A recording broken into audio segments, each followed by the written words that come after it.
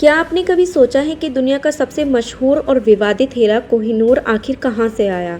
इतिहास के पन्नों में छुपा हुआ यह अनमोल रत्न कितनी राजधानियों की कहानी बयां करता है? कौन कौन से शक्तिशाली सम्राट इसे पाने के लिए संघर्ष कर चुके हैं और कैसे ये ब्रिटेन की ताजपोशी में शामिल हो गया?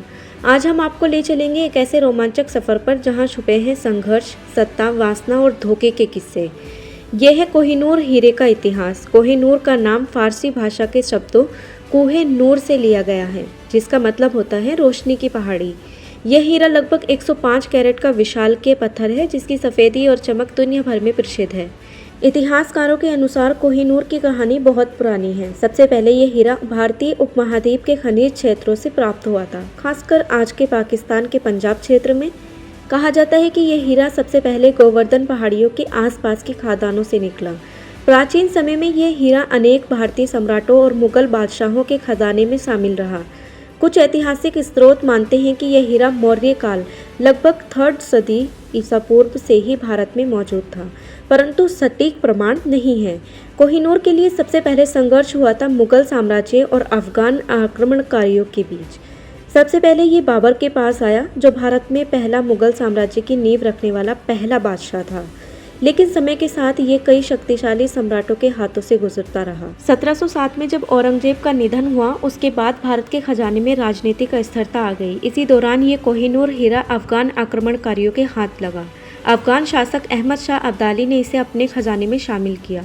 फिर इस हीरे की कहानी का सबसे बड़ा मोड़ तब आया जब सिख साम्राज्य का गठन हुआ। महान सिख सम्राट महाराजा रणजीत सिंह ने इसे अपने राज्य में शामिल किया। रणजीत सिंह ने कोहिनूर को अपनी ताजपोशी में सजाया और इसे गर्व से रखा। सबसे विवादित घटना 1857 के पहले भारतीय स्वतंत्रता संग्राम के बाद। उस समय भारत पर ब्रिटिश ईस्ट इंडिया कंपनी का शासन था। सिख साम्राज्य का पतन हुआ और ब्रिटिश सेनाएं पंजाब पर कब्जा करने में सफल रही।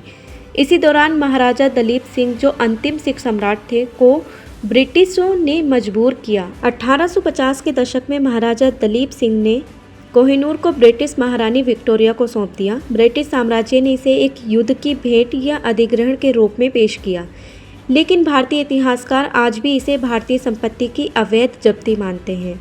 उसके बाद कोहिनूर को ब्रिटेन लाया गया और उसे ब्रिटिश ताज में शामिल किया। आज भी ये हीरा टावर ऑफ लंदन में महारानी का मुकुट सजाता है। कोहिनूर को केवल एक हीरा नहीं, बल्कि एक प्रतीक माना जाता है। सत्ता की भूख, सत्ता के लिए किए गए संघर्ष और औपनिवेशिक ताकत का प्रतीक। कई इतिहासकार और विद्वान आज भी इसे भारत वापस लाने की मांग करते हैं। कोहिनूर की कहानी ने केवल भारत का ही नहीं, बल्कि पूरी दुनिया का ध्यान अपनी ओर खींचा। भारत, पाकिस्तान, अफगानिस्तान सहित कई और देशों का दावा इस हीरे पर बना हुआ है। सवाल आज भी बना हुआ है, क्या एक दिन कोहिनूर भारत वापस आएगा? क्या ये सिर्फ एक राजनीतिक प्रतीक रहेगा या फिर न्याय का भी प्रतीक बनेगा? तो दोस्तों, ये थी उस अनमोल रत्न की कहानी जिसने सत्ता के लिए अनेक लोगों को लड़ाया, छल कपट और वादों के बीच कई राज खोले। आज भी टावर ऑफ लंदन में ये चमकता है, पर क्या ये चमक भारतीय इतिहास की चीरहरण की कहानी को छुपा पाता है? आपका क्या विचार है? क्या कोहिनूर भारत का होना चाहिए? क्या ये सिर्फ ब्रिटेन का गहना बनकर रह जाना चाहिए, या इतिहास का सही न्याय होना चाहिए? कमेंट में अपनी राय ज़रूर दें। ऐसे ही और वीडियोस देखने के लिए हमारे चैनल को सब्सक्राइब करें।